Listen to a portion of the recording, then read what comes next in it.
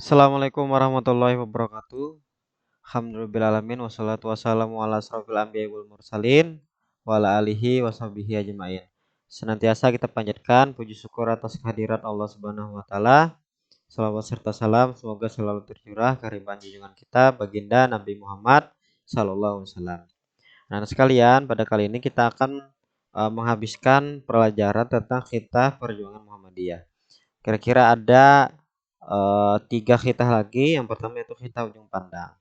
Khitah ujung pandang merumuskan bahwa yang pertama, Muhammadiyah adalah gerakan dakwah Islam yang beramal dalam bidang kehidupan manusia dan masyarakat, tidak mempunyai hubungan organisatoris dengan dan tidak mempunyai merupakan dan tidak ada merupakan afiliasi dari sesuatu partai politik dan organisasi manapun. Jadi Muhammadiyah tidak ada hubungan sekali secara organisatoris ya atau yang terikat dengan organisasi maupun partai politik ya, dan organisasi manapun.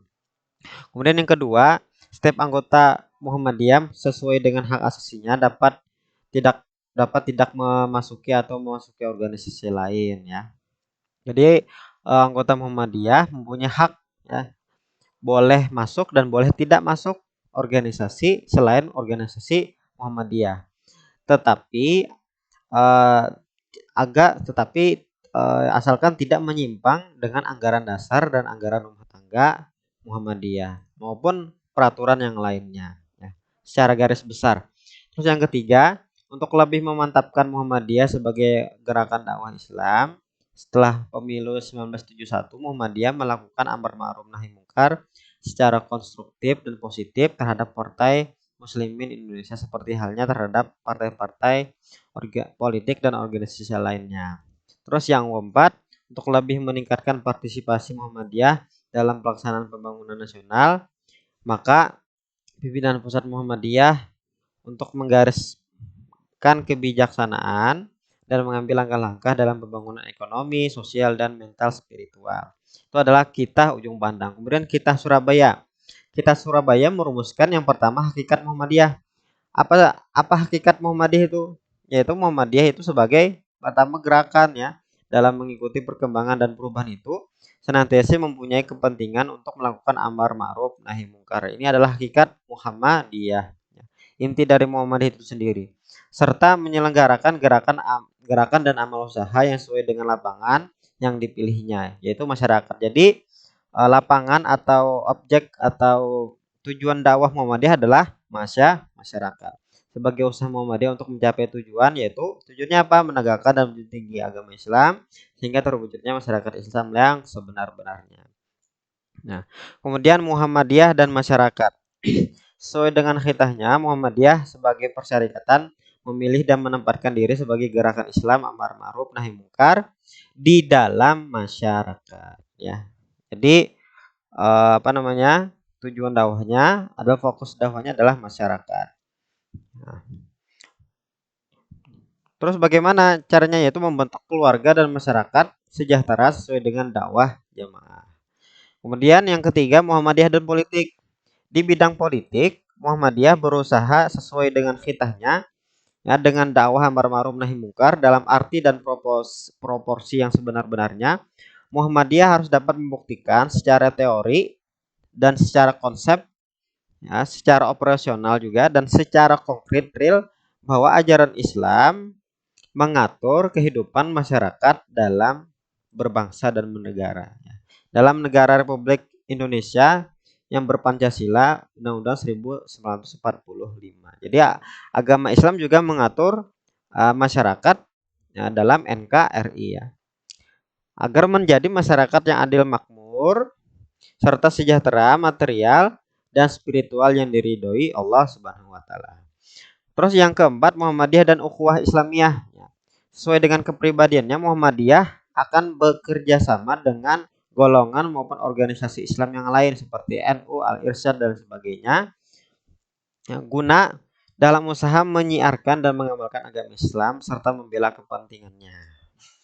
Kemudian dalam melakukan kerjasama tersebut, Muhammadiyah tidak bermaksud bergabung dengan organisasi lain. Nah, jadi Muhammadiyah tetap menjalin ukhuwah Islamiyah, tetapi bukan berarti Muhammadiyah bergabung ya. Cuman Muhammadiyah tetap menjalin ukhuwah Islamiyah, hubungan yang baik dengan sesama organisasi Islam yang lain. Terus dasar program Muhammadiyah, apa saja dasar programnya? Yaitu pertama, memulihkan kembali Muhammadiyah sebagai persyarikatan yang menghimpun sebagian anggota masyarakat terdiri dari muslimin, muslimat yang beriman teguh, taat beribadah, berakhlak mulia dan menjadi teladan yang baik di tengah masyarakat. Terus meningkatkan pengertian dan kematangan anggota Muhammadiyah tentang hak dan kewajiban sebagai warga negara Kesatuan Republik Indonesia. Menempatkan Persyarikatan Muhammadiyah sebagai gerakan untuk melaksanakan dakwah amar ma'ruf nahi mungkar di segenap penjuru dan lapisan masyarakat. Kemudian mengamanatkan kepada PP Muhammadiyah untuk menyusun penjelasan khilaf perjuangan Muhammadiyah tersebut agar tidak menimbulkan penafsiran ganda dari kalangan anggota Muhammadiyah.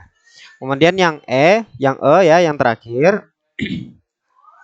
Yang terakhir ini, yang pertama, Muhammadiyah meyakini bahwa politik dalam kehidupan bangsa dan negara merupakan salah satu aspek ajaran Islam. Ya.